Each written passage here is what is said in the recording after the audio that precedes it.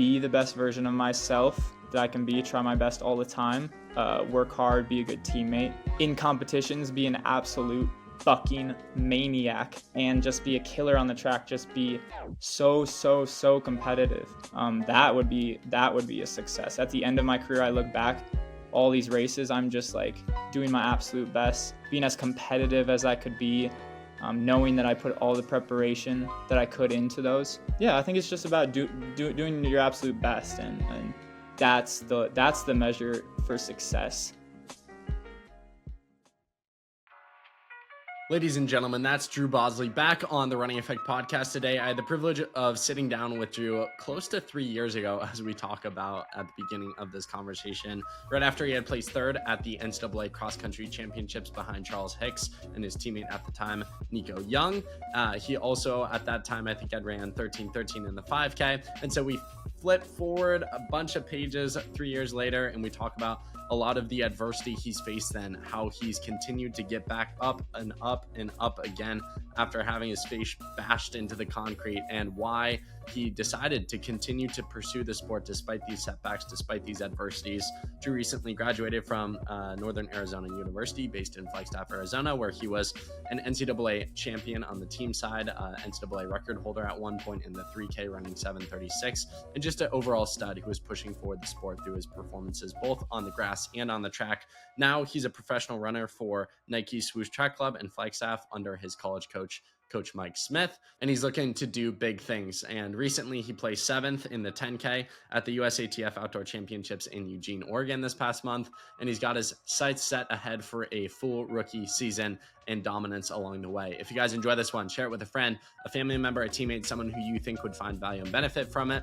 I would also greatly appreciate you giving us a 5-star review. It takes like 5 seconds. We'll call it 5 seconds, 5-star review in 5 seconds. And make sure you are following or subscribe to the podcast so you don't miss more conversations like this in the future, of which we release one every other day. So don't miss those. Appreciate you all. Enjoy this conversation with the man, the myth, the legend, one of Nike's newest signees, Drew Bosley.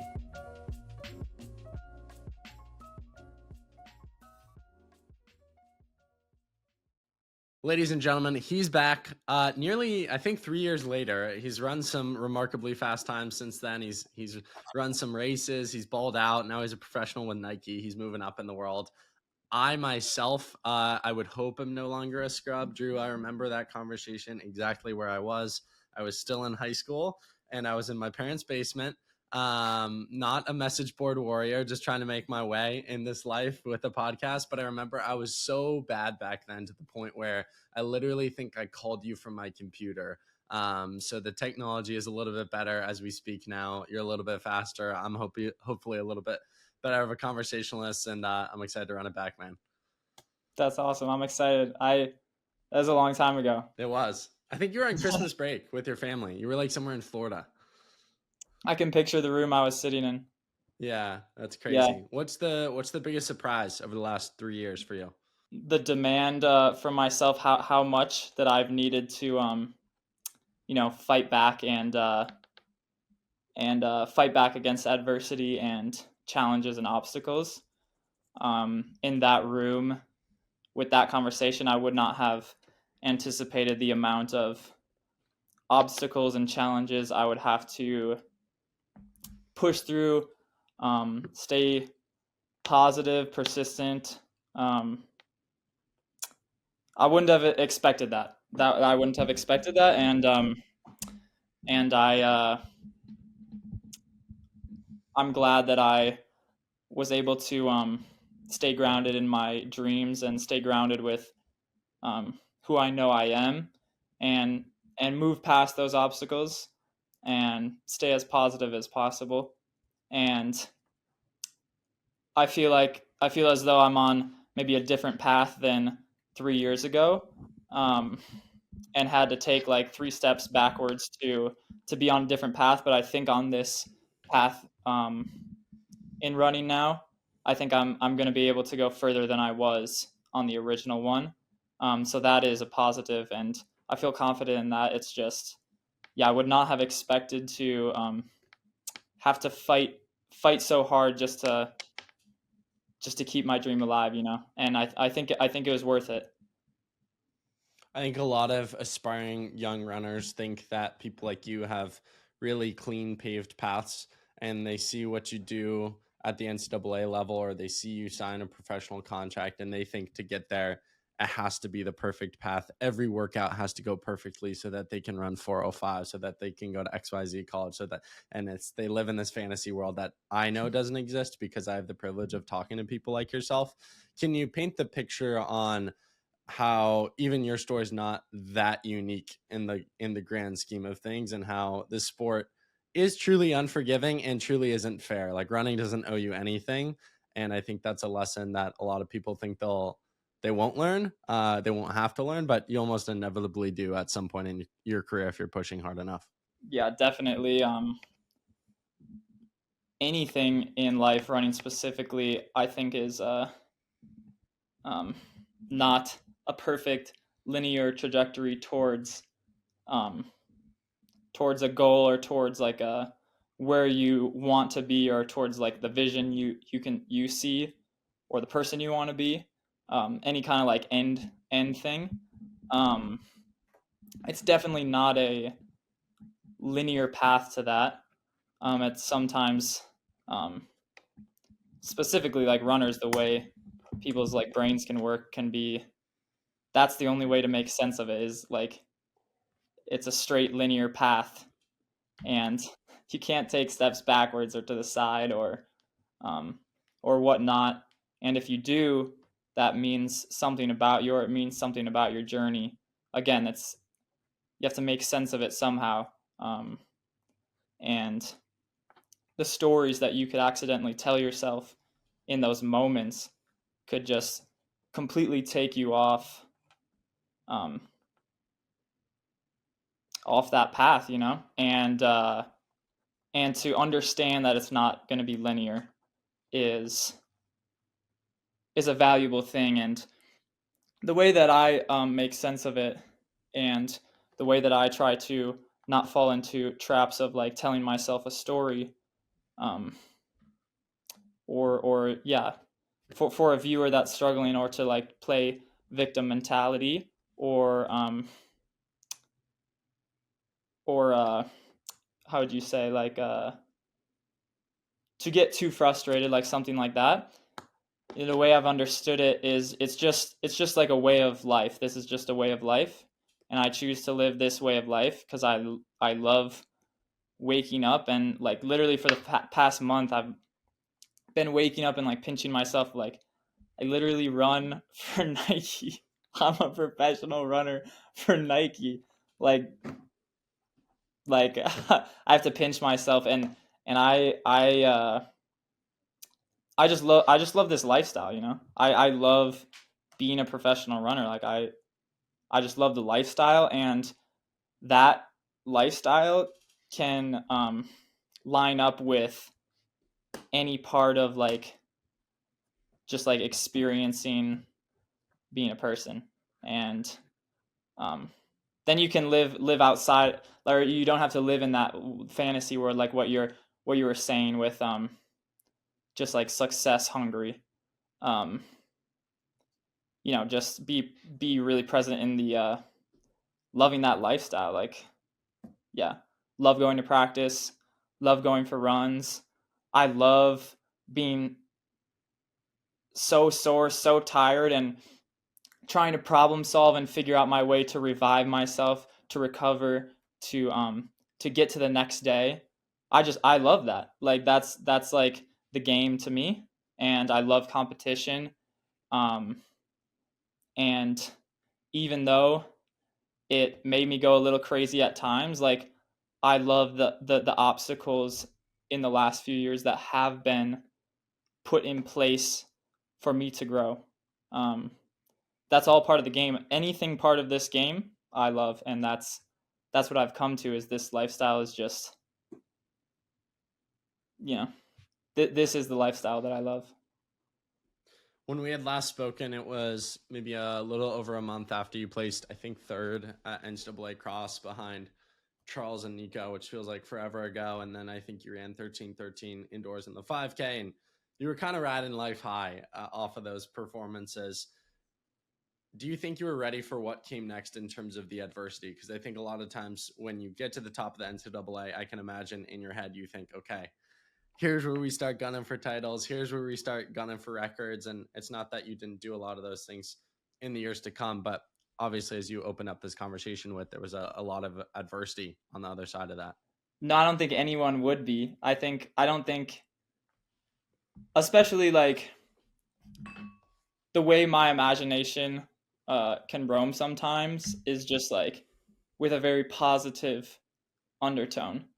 And my imagination doesn't roam like the worst case scenarios. My imagination kind of like if I'm not present in the moment and I'm time traveling in the past or the future, it has a positive undertone. So I would say that I was not expecting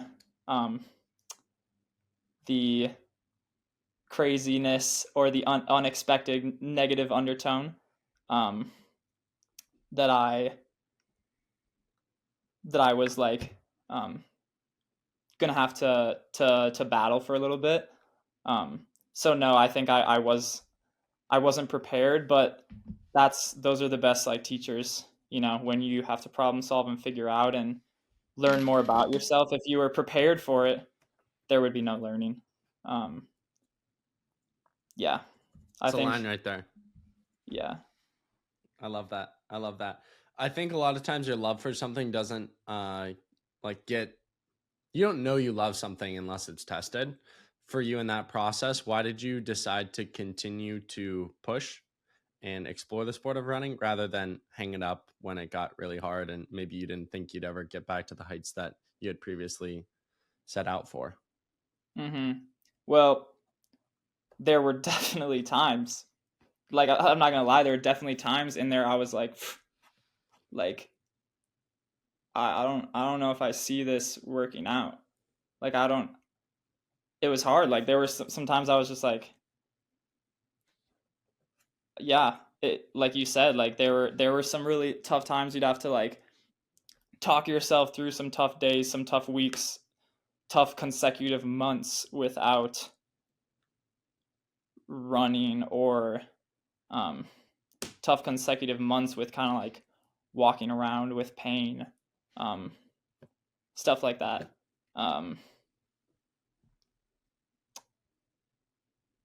I think two reasons. One, I know what I'm capable of. And so if I didn't like know that and like I know that to like my core, and if you know that, it's hard to give up on something like that I just I know what I'm capable of, and I don't know when or how or the way it will show itself. I think it's shown itself um bits and pieces, um and yeah, I just know that. So it would like that's the reason why I choose to live this lifestyle, because I know what I'm capable of. And then two, it's just like you said, if you love something, it's tested when it's just tested, period. Like it's tested when you have success, it's tested when you have failure, it's tested um and everywhere in between. It's tested when you're neurologically fatigued, it's tested when you're physically fatigued. Um, it's tested when it's just you at 6 a.m. on a dirt road. It's tested when you're running with 20 people. Um, it's I feel like it's always tested, but the way I describe it is the way I just relate to things. It's just kind of like a feeling in my body of like I remember when I was little and I watched races.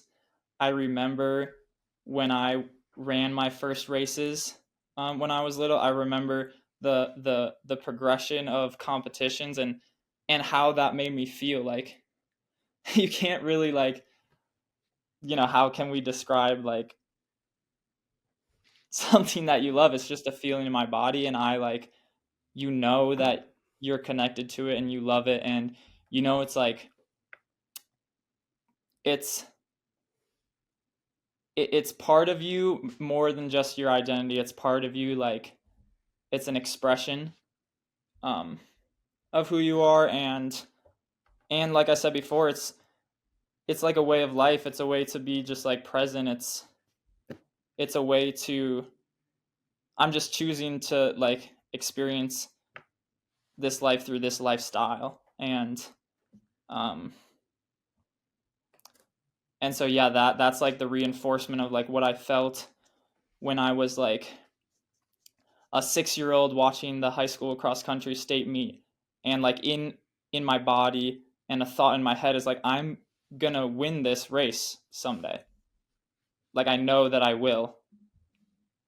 And then a feeling in my body of like watching the NCAA championships when I was um like 8th grade or 9th grade, and just feeling like some power about it. I don't know, just being like, I know this is, I'm gonna like brush up against this like on my journey. Like I know this is part of like, just having that confidence that this is part of like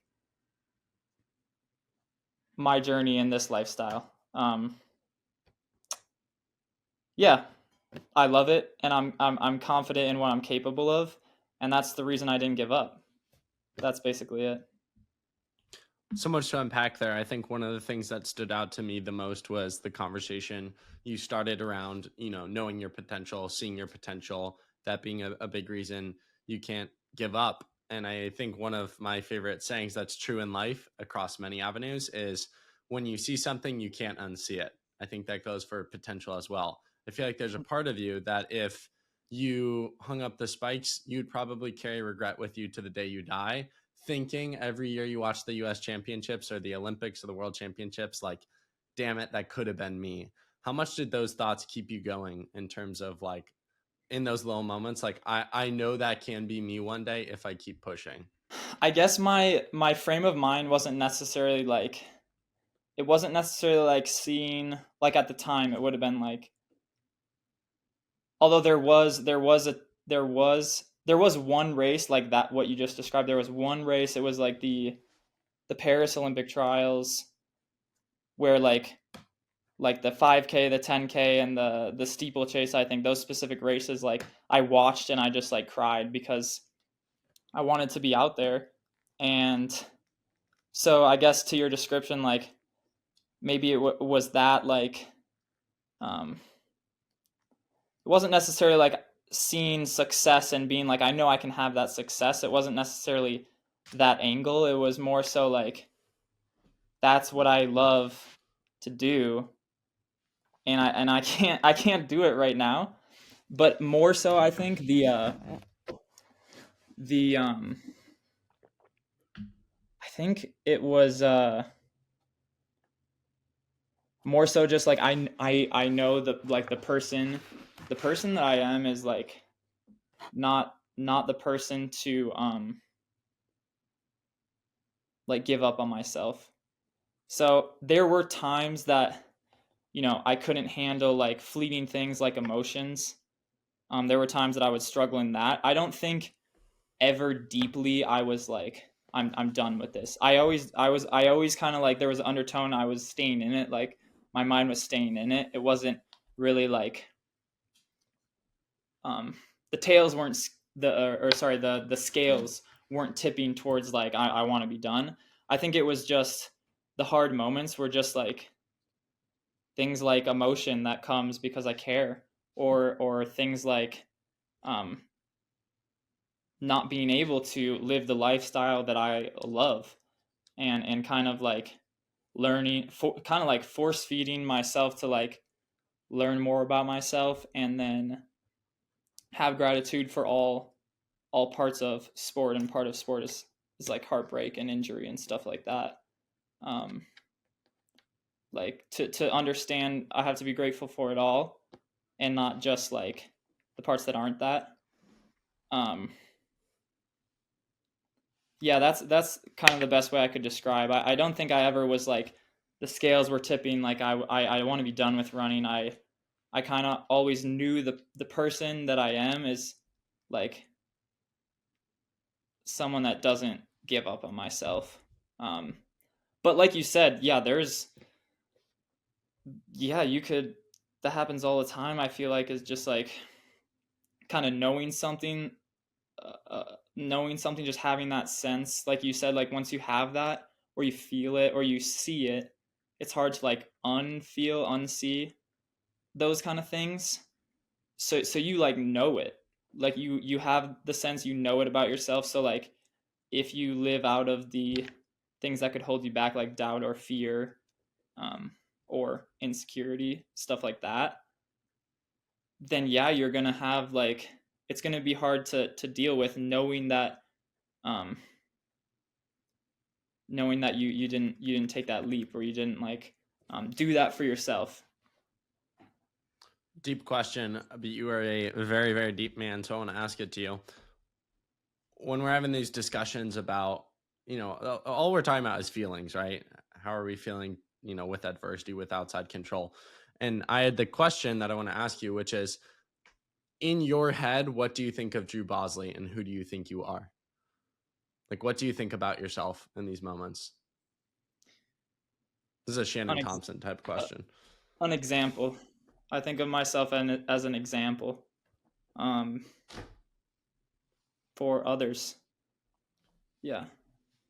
And so like, I know that um,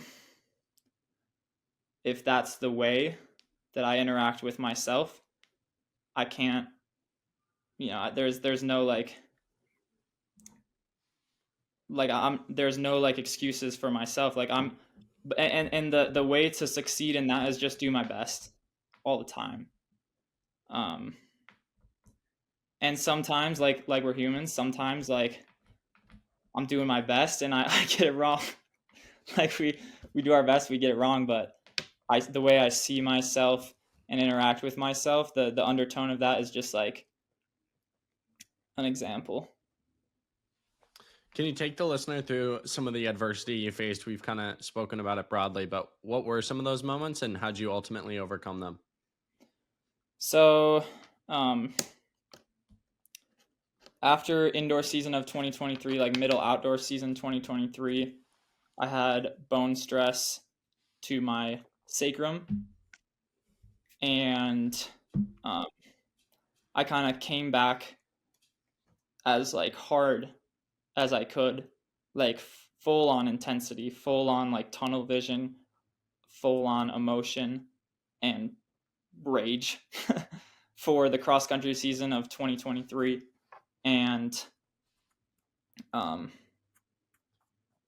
and I did that for firstly for my team. We were 3-time defending national champions, and then secondly, again, I had so much energy just like bottled up inside of me, and I was gonna come back and go ham.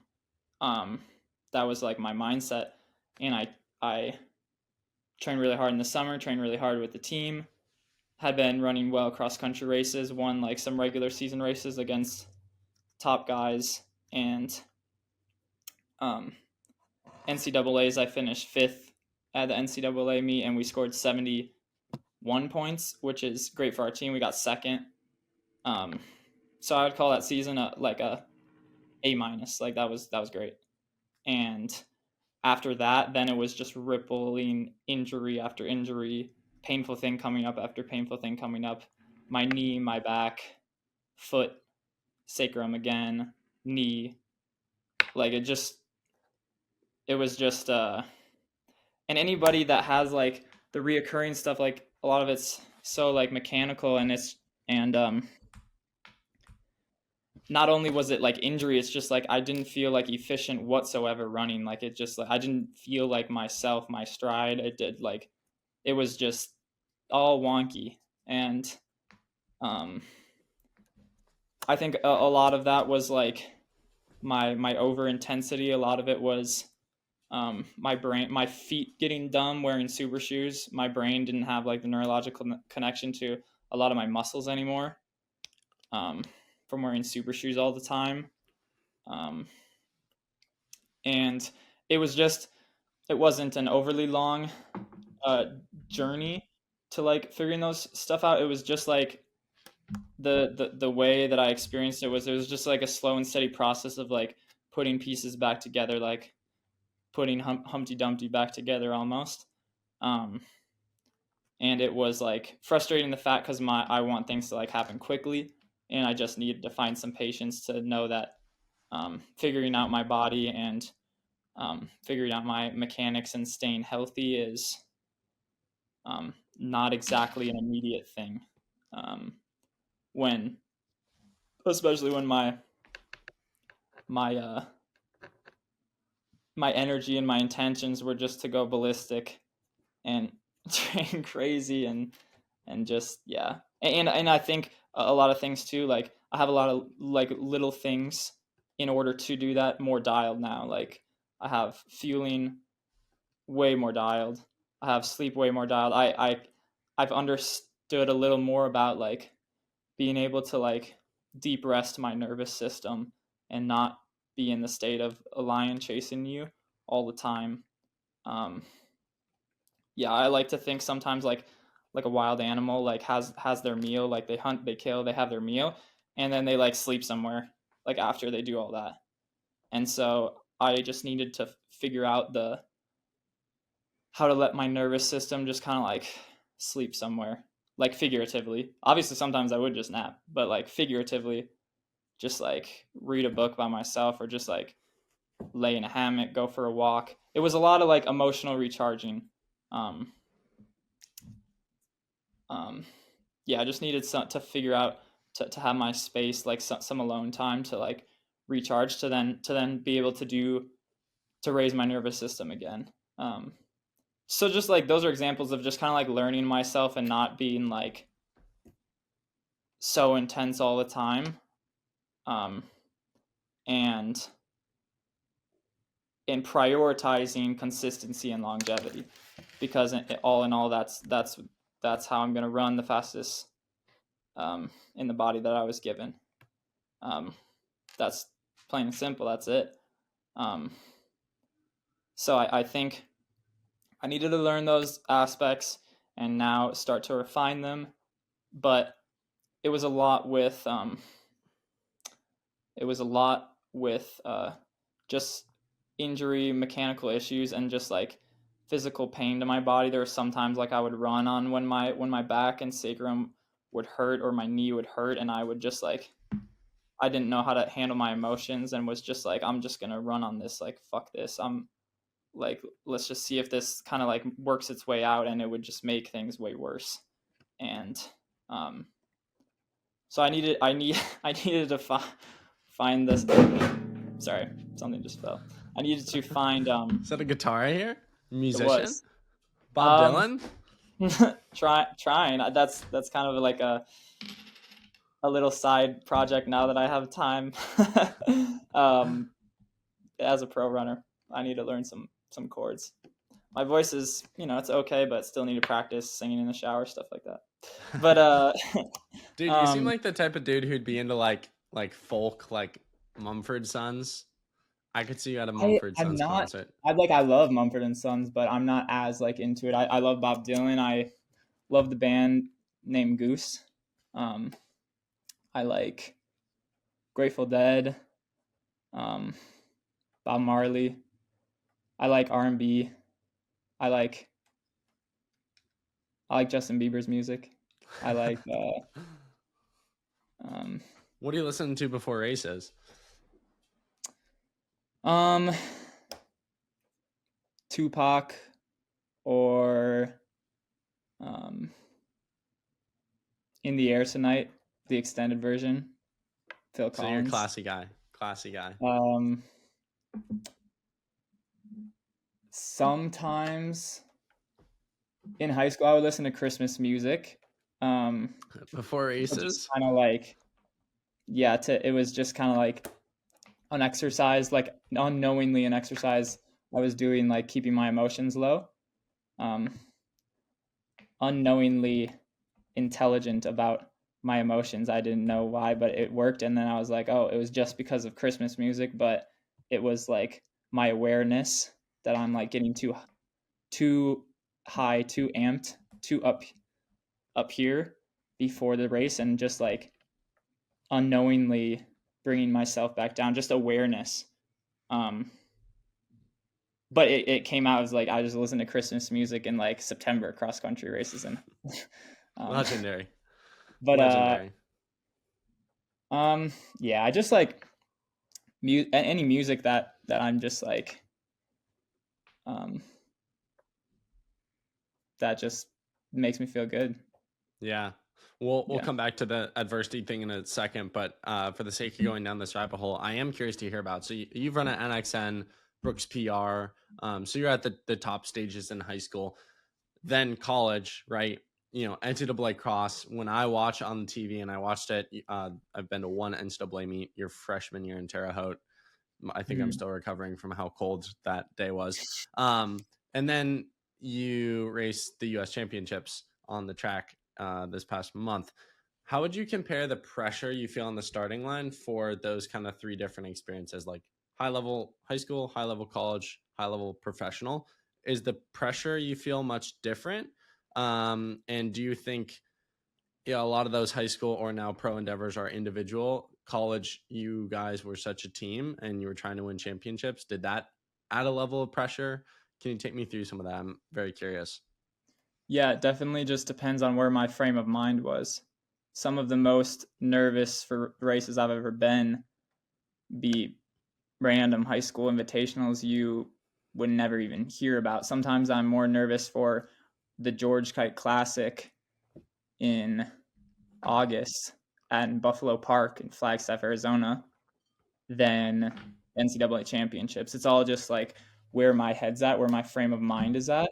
And that kind of then is the ripple effect, then plays into how my body experiences nerves. And I think throughout the season, I get more and more confident in myself and my abilities and my fitness. So when I feel that, I'm less nervous. And there have been times that my preparation has been great, and I feel very confident in my preparation, and then I feel very confident in myself of how I meet hard moments in races. Because that's just what we do. That's just what we do. And so when you're confident in that, I feel like my body experiences less nerves. But yeah, obviously when that's lacking, it's more so out of your control.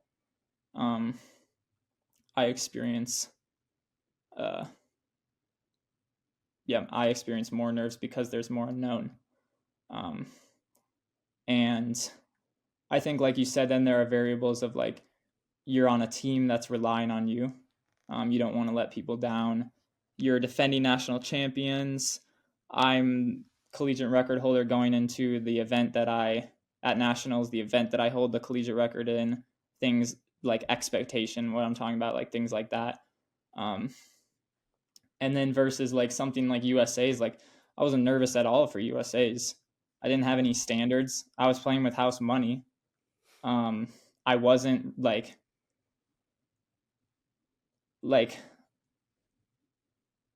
I have enough like I'm naive enough to believe in myself no matter what, but like I understood that like maybe next year or the year after that is where my training will compound and I can compete with these guys. I knew that like these guys might be a couple notches above me based on the training that I've done. Um, but yeah, I'm naive enough to compete with anybody. Um, so yeah, it's just a matter of like the confidence in your preparation, your decision making, the confidence, or then the expectation you're experiencing, um, and that's going to play into like the nerves that you feel, and then a lot of the times you just feel nervous because you care, and then it's an exercise of like trying to let go, to allow yourself to access what you can do. You mentioned going back to the adversity piece, some of those different moments throughout the past 2-ish years of injuries and setbacks. Coach Smith, Mike, he's such a wise, thoughtful guy. So I'd love to hear, were there any conversations you had with him during those time periods that stick out to you now that you're on the other side of it, that in the moment were beneficial to you? It wasn't just one conversation. It was the unwavering energy he had that whole time. And when like a friend or a coach, anyone, does that for you, and this is something like this is something I haven't told him that I am grateful for that he's done for me. I think I need to tell him now that now that I'm like feeling it. But just like I was on a roller coaster, and with the injuries I was on a roller coaster with my like emotions and everything. And when somebody doesn't treat you any different, when they believe in you the same, they don't think you're crazy because you're going off, you're just like you can't handle your emotions. um they see you the same. It's like it's comforting, and it's I just like it's the like I can feel his love in that way. And I can understand that like he he still sees me as me, and that is like a positive thing. And so that was, again, that's an example. Like now if I run into that one day, I'm going to try to be a steady rock for someone that's kind of like a little off their path or struggling. But yeah, that it wasn't just one conversation. It was like the constant energy. Yeah, when I would have to take breaks, or when I would have poor races that I like, just like I'm trying my best, I just like don't have the training, I don't have the race callousing, stuff like that. He's just like, it'll come. um and then like when I was having like trouble or stress with being like, am I going to be a professional runner? Like, I think I've done enough to be a professional runner. Is this going to happen? um he would keep reminding me like it's just about like your inner circle, like the narrative outside um of this inner circle. um it doesn't matter, and it's just about our inner circle. And he just reminded me that we know the path, we know the trajectory, we know what you what I was dealing with, what I had to go through. um so yeah, that to answer that question, it was just like him being unwavering, and that was like confidence to me that I know I'm going to get out of this, and I know I'm going to move forward. I'm going to ask you a question that comes from my heart, my desire to know. Be as honest as you want to be here. I was an NAU fanboy for a few years there. I have only gotten a FlowTrack subscription once. It was for 1 month. It was to watch Running with the Boys. I had extensive journals from like freshman year of thoughts and notes from it, and I was just obsessed. I think that was right before I started the podcast, or maybe right when I started it. And the podcast now shows my curiosity, but even back then I was so curious about like what the best guys were doing. I even remember back in the day, you did an article with maybe like Outside Magazine or something on like your favorite 5K workout. And like, I was always obsessed with that sort of thing because I wanted to Mm-hmm. implement it into my training. And so for me, I became an NAU fan pretty early on because I love the individual behind it, Coach Smith, but then really started to enjoy the runners themselves on it and the content that came from it. And so I really enjoyed the 7-year dominant stretch, specifically as it related to kind of my entry into running. Like when I started getting serious about the sport is when you guys started dominating. So there are parts of my heart now that you're gone, Nico's gone, Luis is gone, It's just like it's a new era. I love Coach Cornfield. He's been on the podcast many times. My question to you, and if you're being honest with me, will we see NAU get back to the heights that they once were, or is the NCAA just such a landscape that we'll never see a team, NAU or anyone else, do what you guys did?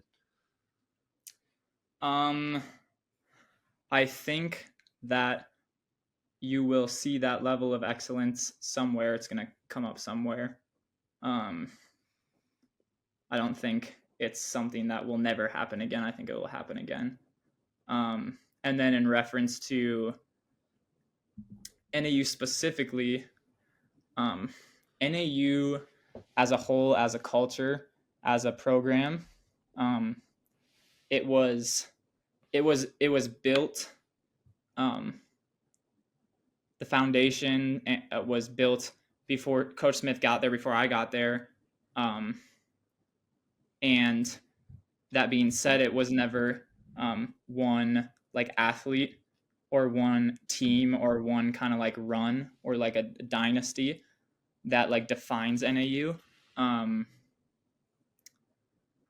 that being said, like in the future or this coming season, it's all like a collective thing. It's never one athlete or one coach or one season or team that will define NAU's excellence. It's like the collective whole of NAU, and yeah, for that reason, I think that in our own NAU terms, in our own NAU vocabulary and way, I think you will see just as successful teams as that in the last 7 so years. And I think last year was a great example of a 5th place team. Everyone running great and being brave. I think that was a first great example of, you know, what you're always going to see. And then an outcome can be very arbitrary, but can have good affirmation. But I think as a whole, yeah, it was, I think those 7 years created a great foundation for now what it could become as well. But my answer to that would be that it was never one athlete or coach or season. Granted, there were a lot of phenomenal athlete seasons and the GOAT, Mike Smith. But I think it's all collective together. Mike seems like a pretty cool, humble guy. I should ask him next time he's on the podcast. But he's so humble. Like, do you think he used the word GOAT there? And I would, agree, at least in recent context in history. Do you think he realizes how great he is, and he just plays it really cool, or like what? Do you think do you think he realizes how great he is, or is he too cool for school? Because he's like he's a genius. I think he has moments of like I was saying with me being like, oh, holy crap, I run for Nike. Like I'm a professional runner for Nike. I think that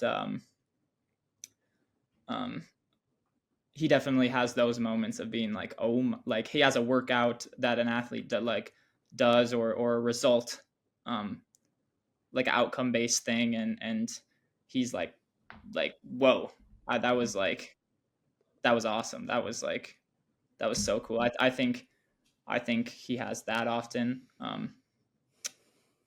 But yeah, I don't want to like put words in his mouth. I don't know. I don't, from what I know of him, he's not as ego centered or ego based. So yeah, I think but he does have the persona. I could see he does have the persona of like being a cool guy. He's just so nonchalant. He's so nonchalant. And it's like, dude, you're so impressive. Like, the amount of championships. And then towards the last few years, how he did pro and college. I know it killed him a little bit, which ultimately made the shift to just pro. But like, I mean, it was crazy. He kind of started that wave. Like Diljit started it after him. Eyestone kind of started it after him. And now if you look at the US championships, like across the board, the college kids who are being coached by, like these college coaches it was crazy. Or like the professionals who were being coached by college coaches was crazy. And I think he kind of started that shift. I think there were like people who kind of done it before him, but I feel like he started it on a mass level. And then, I mean, I'd love to hear your thoughts. This upcoming year feels like the first year of his group really being solidified. I mean, you go, Liam goes, Parker and Ethan go. I mean, 3 years ago, this was like, if we were doing fantasy for NCAA cross track, like that's the team right there. You've got 7 first-round picks. Yeah, that's true, actually. Yeah, I think this year is gonna be I think it's gonna be amazing, and I think the sky's the limit, and I don't want to put any restriction on what's possible. Yeah, the rookies, like the rookie runners, like you just said, the UNC boys and Liam and myself. I think we're gonna we have veteran professional runners. We have, Olympic medalists, world champion, multiple time Olympians, that we are going to be teammates with, learn from, absorb information from, process information with, train with, adapt with. But I think these 4 guys are going to really set the tone for the standard and the lifestyle and the discipline and the energy of the team. And I think that's very important. And I'm very confident in the way that us 4 will be able to handle that responsibility and create a culture and to kind of carve away at the winning DNA. It needs to kind of be carved away, and it will show itself. And I think we'll become very dominant. Is it exciting to you that you guys are kind of replicating the college culture you had at NAU? And how excited are you to not just sign pro, but do it in kind of this team atmosphere? Because a lot of people, they'll go pro and it's a very individualistic journey. And I think in that it can feel selfish or lonely at times. And I know you and your personality, I think you're a guy who enjoys, leading reps, being the 4th guy in reps, having that camaraderie, having that energy. And I think with this kind of crew that's coming together, you guys are replicating kind of that college team atmosphere and culture. How excited are you for that? Yeah, I think I would agree with you.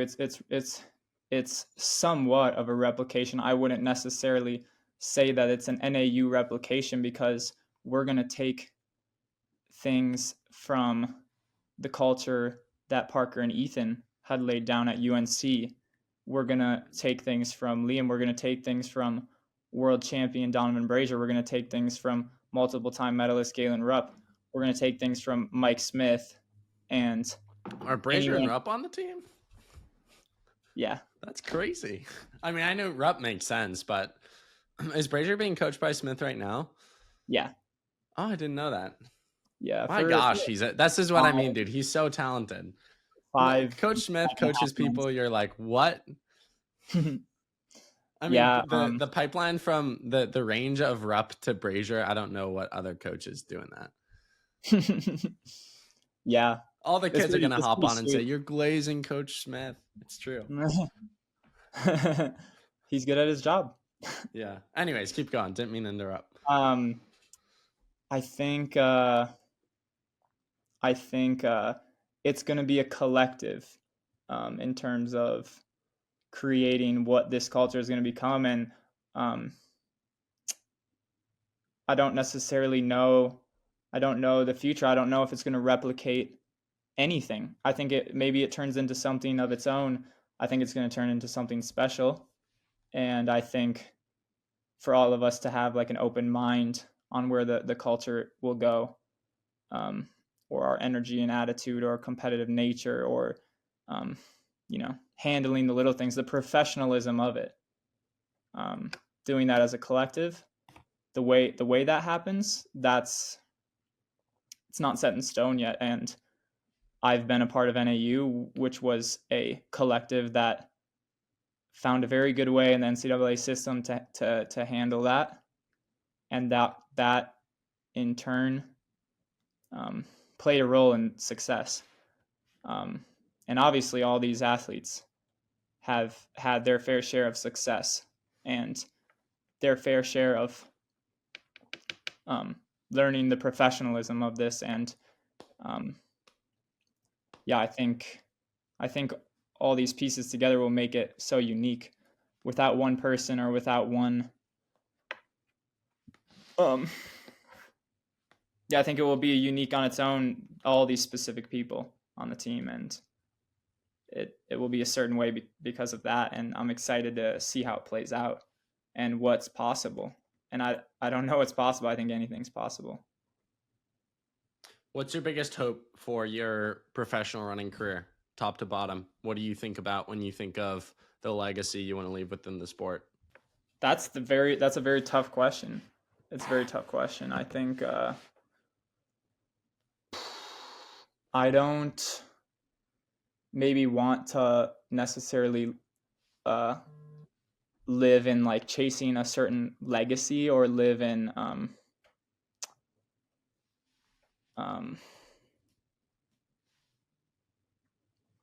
I don't necessarily like, yes, there's an element that like as a professional runner, as the position I'm in, that there's a standard, there's a different level of standard that is held to athletes or people in position that I'm in.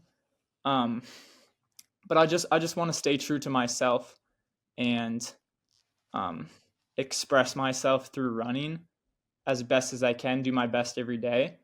And if that, at the end of the day, if that happens to create some legacy, or if that happens to inspire people or set an example to raise the sport or help them in some way, that's great. And what comes with, I feel like what comes with like possibly wanting to leave a legacy or wanting to, you know, be a success story is like then you're living in the what if of like that not happening. You know what I'm saying? Like I want to stay away from living in the tippy toe balance beam of like, do people see me this way? Is my story being portrayed in this way? Is is all this work I'm putting in like for this kind of like story I'm telling myself that my expectation now is this, like something that's very like it's not really tangible, but I think a success for me would be be the best version of myself that I can be, try my best all the time, work hard, be a good teammate, in competitions, be an absolute fucking maniac, and just be a killer on the track, just be so competitive. That would be a success. At the end of my career, I look back, all these races, I'm just like doing my absolute best, doing being as competitive as I could be, knowing that I put all the preparation that I could into those.